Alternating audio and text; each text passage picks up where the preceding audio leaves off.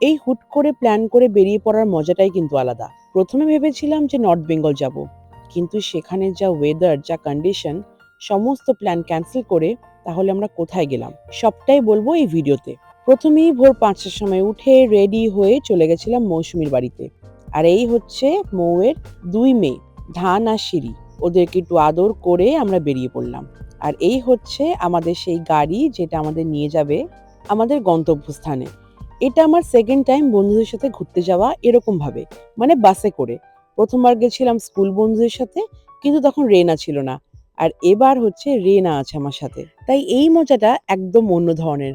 মানে একদিকে তো প্রচন্ড রেসপন্সিবিলিটি, তারপরে হচ্ছে ঘুরতে যাচ্ছি এত দিন পরে। সকাল সকাল গাড়িতে বসেই আমরা সবাই ব্রেকফাস্ট সারলাম, খেলাম স্যান্ডউইচ, এগ বয়েল আর কলা। অন দ্য ওয়ে অনেক জায়গায় বৃষ্টি পড়ছিল, আবার অনেক জায়গায় প্রচন্ড গরম ছিল।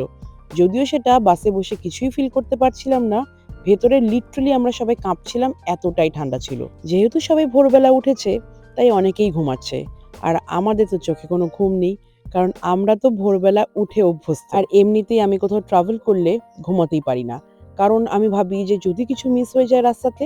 এই ব্যস্ততার দিনে হুট করে যখন এই প্ল্যানটা মৌ আমাকে বলল যে কোথাও যেতে হবে, এই লোভটা আমি আর সামলাতেই পারলাম না। আর ওই যে কিছু যদি মিস না হয় তার জন্য জেগে থাকার পেছনে কারণ হচ্ছে এই যে এইগুলো, এই রাস্তাগুলোকে কি করে মিস করা যায়, এই ভিউটাকে কি করে না দেখে থাকা যায়। এবার বলেই দিই আমাদের গন্তব্যস্থানটা কোথায়। আমাদের গন্তব্যস্থান হচ্ছে ঝাড়গ্রাম। নর্থ বেঙ্গলের পাহাড় দেখতে পারিনি তো কি হয়েছে, এই পাহাড়গুলোও কিন্তু কোনো অংশে কম না।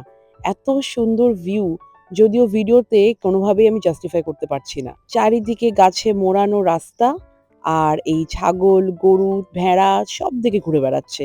মাটির বাড়ি, এই সৌন্দর্যগুলো কিন্তু একদম অন্য ধরনের সৌন্দর্য। প্রায় ৪-৫ ঘন্টা গাড়ি করে আসার পরে আমরা পৌঁছালাম কেকাবনি রিসর্টে। এটাও তৈরি হয়েছে পাহাড়ের কোলে। পৌঁছেই প্রথমে হাতে পেয়ে গেলাম রিফ্রেশিং ড্রিঙ্ক, আর বাচ্চারাও পেয়ে গেল তাদের খেলার জায়গা। মৌয়ের সাথে এটা আমার সেকেন্ড ট্রিপ হলো। প্রথমবার যখন বিনায়ক ছিল তখন গেছিলাম আমরা রায়চকে, আর এটা হচ্ছে আমার সেকেন্ড ট্রিপ ওর সাথে। ভাবতেই পারছিলাম না যে আমাদের এতদিনের ইচ্ছেটা আমরা এইভাবে এক্সিকিউট করতে পারবো। এবার আর একটা মোমেন্টও ছাড়া যাবে না, প্রত্যেকটি মোমেন্টকে আমাদেরকে মেমোরেবল বানাতে হবে। তার আগে পেট পুজো করে নিলাম।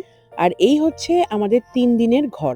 এখানেই আমরা ৩ দিন থাকবো, আর সুন্দর সুন্দর মেমোরিজ ক্রিয়েট করব। রিসেপশন থেকে আমাদের বলা হয়েছে যে রুমের জানলা দিয়ে নাকি ময়ূর দেখা যাবে। এবার খালি অপেক্ষার পালা। Thank you for watching my mini vlog. Tata.